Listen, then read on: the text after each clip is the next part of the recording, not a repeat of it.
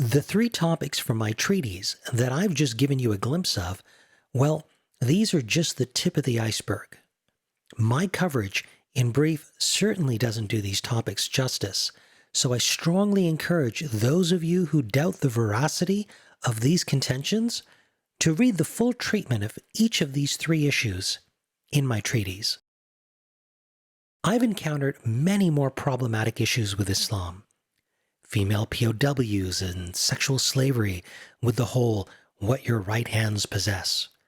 Female inheritance and witness ratios in the Qur'an that at best only made sense for 7th century Arabia, but not for all peoples and all times going forward in God's final message.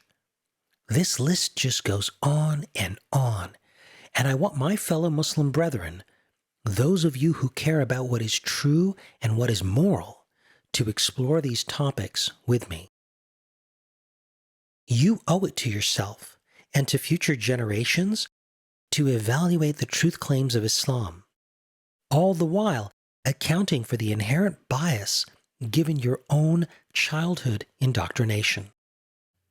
It's a big topic that's affected most of us hailing from a religious upbringing. In this next clip, YouTuber Thermintrees takes us through why this phenomena is so problematic when the goal is truth and authenticity. This particular excerpt was taken from one of Thermintrees' best videos. It's called Grooming Minds. I'm only going to share a short segment with you here, but I highly recommend that you watch Grooming Minds in full. It's thought-provoking, as is the rest of his video catalog. If there's one YouTuber on philosophy, religion, and psychology that you shouldn't miss, it's Thermintrees. Some apologists claim indoctrinated children remain free to think. Some of them reject the power of indoctrination altogether, suggesting children will grow up to believe whatever they want anyway. How disingenuous can you get? Indoctrinators know full well that if they succeed in dominating the child's mind in the first few years, there's every chance the beliefs they implant will stick. It's spelled out in the familiar vow attributed to both Aristotle and Jesuit missionary Francis Xavier. Give me a child until he is 7, and I will show you the man. This statement shows a clear understanding that these first few years offer an opportunity like no other. In these early years, children are developing their conceptual models of how the world works. If ideas are injected at this stage, they'll stand a great chance of becoming an essential part of how the individual views reality. Injecting ideas in a child's mind is child's play. All kinds of outlandish stories can be presented as facts by adults, and they'll be believed, with the total trust typical of infancy.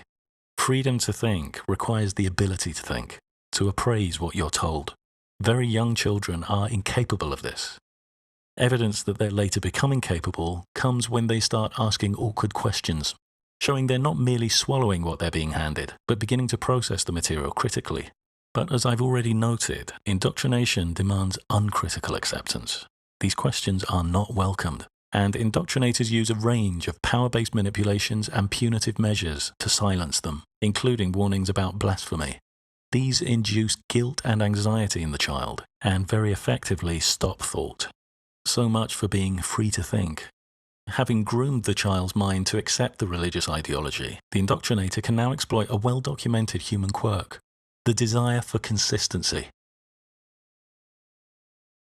In this coming out video series, of which this has been just the very first video, I will also share with you my book of religious questions on problematic verses found within the Qur'an. Verses which institutionalize women's inequality, despite how the Islamic apologists will try to spin it. My book was privately released to the most senior leadership of the Ahmadiyya Muslim community in Canada, and it has gone unanswered for 21 years. I named the book The Things We Think But Are Too Afraid to Say. That book is now public for the very first time, and you can download it today from inside the post called The Things We Think, which is also found at reasononfaith.org.